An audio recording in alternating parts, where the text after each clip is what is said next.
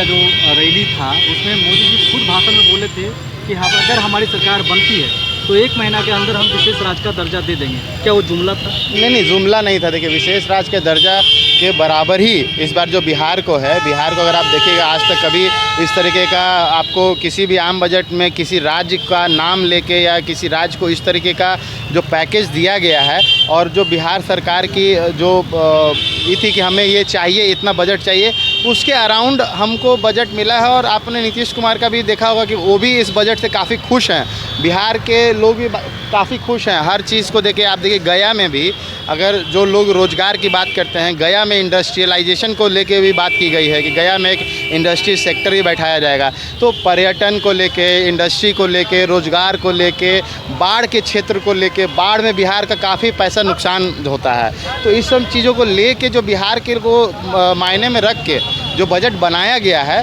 तो मुझे नहीं लगता कि ये एक स्पेशल दर्जे के बराबर नहीं है।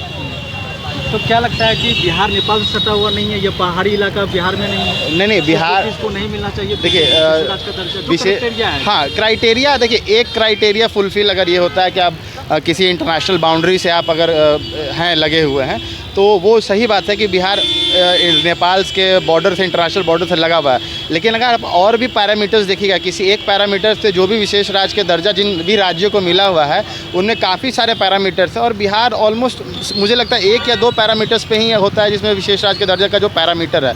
बाकी पैरामीटर्स जो है वो बिहार फुलफिल नहीं करता है, जिस पे अलग तरीके का आप उस पर चर्चा होती है कि क्या है। लेकिन अभी जो पैकेज जो मिला है, जो आम बजट जो है, आम बजट देखा जाए तो बिहार के लोगों के लिए काफ़ी फ़ायदेमंद है, जिसमें कि आप रोज़गार की भी जो बात करते हैं उसमें रोज़गार भी लोगों के सोच के है, बाढ़ पीड़ित लोगों के लिए भी मदद आई है।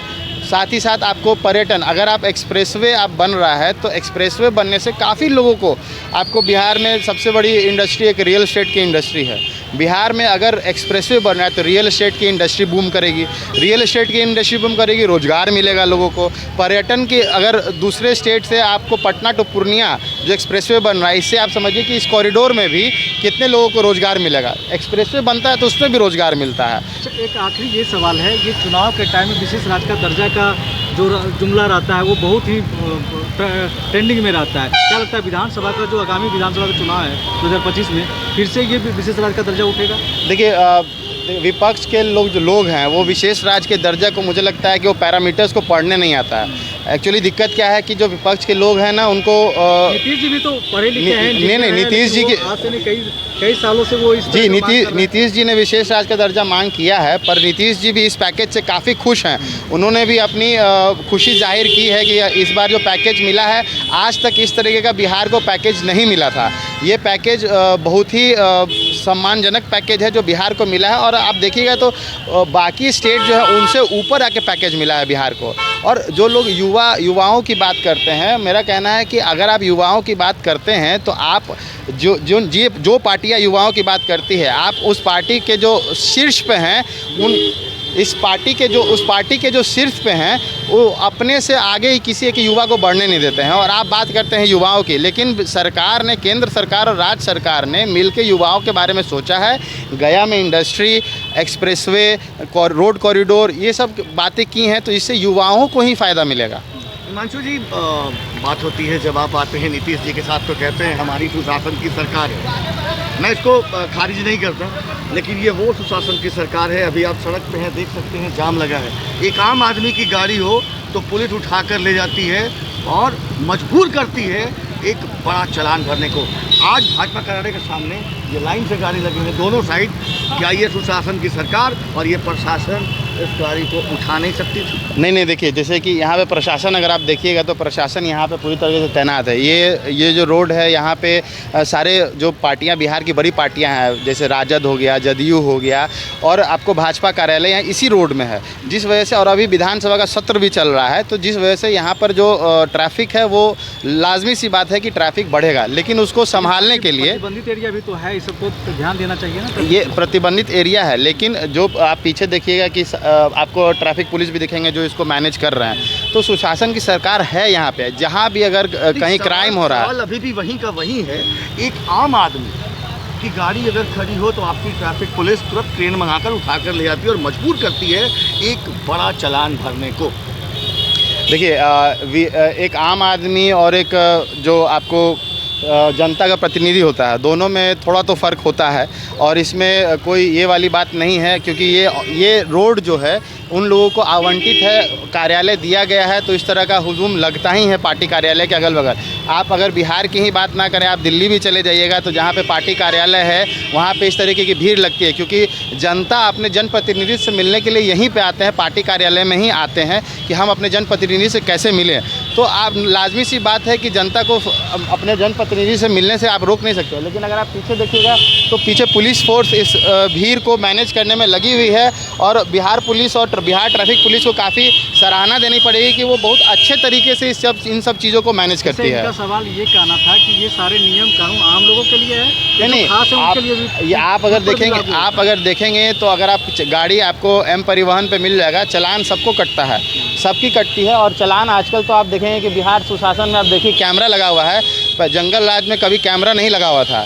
बिहार में सुशासन की सरकार में हर चौक चौराहे पे कैमरा लगा हुआ है, चालान कैमरे से होता है, ना कि रोड पे आके अब क्रेन उठाना कम कर दिया और चालान कटता है। नो पार्किंग का चालान कटता है, आप इनलीगल पार्किंग कीजिएगा उस पर चालान कटता है, आप रॉन्ग साइड चलिएगा उस पर चालान कटता है, रेड लाइट क्रॉस कीजिएगा उस पर चालान कटता है।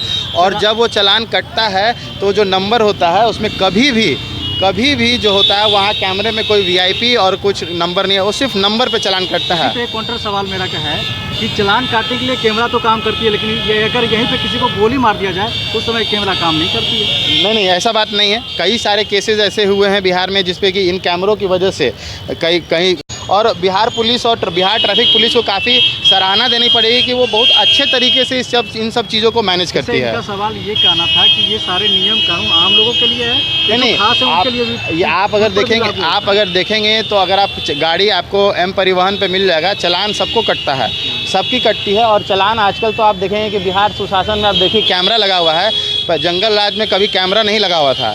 बिहार में सुशासन की सरकार में हर चौक चौराहे पे कैमरा लगा हुआ है, चालान कैमरे से होता है, ना कि रोड पे आके अब क्रेन उठाना कम कर दिया और चालान कटता है। नो पार्किंग का चालान कटता है, आप इनलीगल पार्किंग कीजिएगा उस पर चालान कटता है, आप रॉन्ग साइड चलिएगा उस पर चालान कटता है, रेड लाइट क्रॉस कीजिएगा उस पर चालान कटता है। और जब वो चालान कटता है तो जो नंबर होता है उसमें कभी भी जो होता है वहाँ कैमरे में कोई वीआईपी और कुछ नंबर नहीं है, वो सिर्फ नंबर पे चालान कटता है। एक काउंटर सवाल मेरा क्या है कि चालान काटने के लिए कैमरा तो काम करती है, लेकिन ये अगर यहीं पे किसी को गोली मार दिया जाए तो उस समय कैमरा काम नहीं करती है। नहीं, ऐसा बात नहीं है। कई सारे केसेस ऐसे हुए हैं बिहार में जिसपे कि इन कैमरों की वजह से कहीं कितनी डकैतियों का जो जुल्म हुआ था वो रुका, उनके अपराधी पकड़ाए गए, कितना मर्डर हुआ, जो कोई अगर मर्डर होता है तो वहाँ पे जो क्रिमिनल होते हैं उनको पकड़ा जाता है, उन पे केस होता है, उनको पकड़ा जाता है, सारा इन कैमरों की वजह होता है। और सारे कैमरे वर्किंग हैं। यानी कि आपका कहना है कि बिहार में जंगल राज नहीं, जिस तरह से विपक्ष कह रहे हैं कि बिहार में जंगल राज फिर से वापस आए। बिल्कुल नहीं, विपक्ष का तो काम है कहना, विपक्ष को अब कुछ मुद्दा नहीं मिल रहा है। आम बजट इतना अच्छा आ गया है, सुशासन से सरकार चल रही है, पुलिस अपना काम अच्छे से कर रही है, ट्रैफिक पुलिस यातायात सुविधा बढ़िया से सभी लोगों को मुहैया हो रही है। आप अगर देखिएगा तो जो सिटी सर्विस बस चलती है वो आम लोगों के लिए सरकार ने दिया हुआ है। तो बिहार सरकार, भाजपा और जदयू की सरकार मिलकर इतना अच्छे तरीके से जो सरकार चला रही है, तो अब उनके पास कुछ बोलने को नहीं है, तो उल जलूल बातें वो करते हैं।